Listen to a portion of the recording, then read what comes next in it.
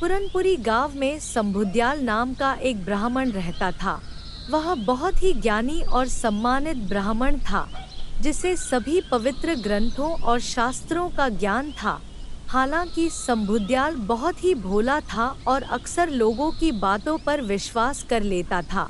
एक दिन उसने सोचा कि वह दूसरे गांव से एक बकरी का बच्चा खरीदकर बाजार में अच्छा मुनाफा कमाएगा। संबुदयाल ने नंदीपुर गांव की ओर यात्रा शुरू की और वहां के एक व्यक्ति बंसी से एक अच्छा बकरी का बच्चा दिखाने को कहा। नमस्ते बंसी, कैसे हो? घर में सब कुशल मंगल है? भगवान की कृपा से सब ठीक है संबुदयाल जी। आज कैसे आना हुआ? मैं एक स्वस्थ बकरी का बच्चा खरीदने आया हूँ।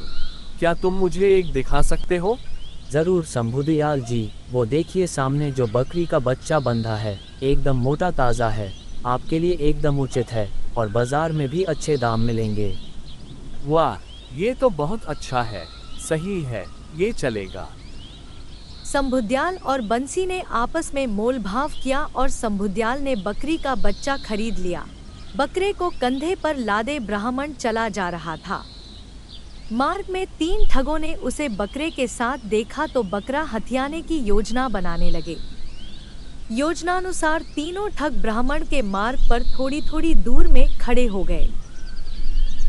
जब ब्राह्मण पहले ठग के पास से गुजरा तो वह ठग बोला, पंडित जी, ऐसा अनर्थ तो पहली बार देखा कि एक ब्राह्मण अपने कंधे पर कुत्ता लादे ले जा रहा है। यह बात सुनकर ब्राह्मण क्रुद्ध हो गया और बोला, दिखाई नहीं देता तुझे? ये कुत्ता नहीं, बकरा है। पंडित जी, ये कुत्ता ही है। यदि आपको नहीं मानना है तो मत मानो, किंतु मानने या ना मानने से वास्तविकता बदल नहीं जाएगी। ब्राह्मण आगे बढ़ा तो उसे दूसरा ठग मिला। उसने ब्राह्मण से कहा, पंडित जी, लगता है आपको ज्ञात नहीं है कि उच्च कुल के व्यक्तियों को कुत्ता अपने कंधों पर नहीं उठाना चाहिए। उसकी बात सुनकर ब्राह्मण बिदक गया और चिड़चिड़ाते हुए वहां से आगे बढ़ गया। कुछ देर बाद उसे तीसरा ठग मिला।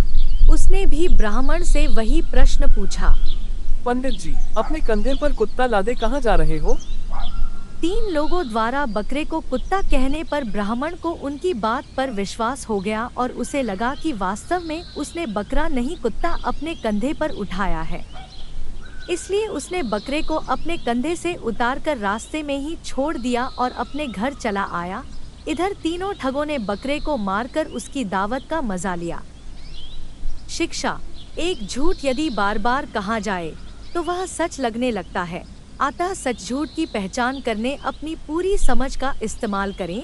स्वयं पर इतना विश्वास रखें कि कोई दूसरा आपकी मति भ्रष्ट न कर सके।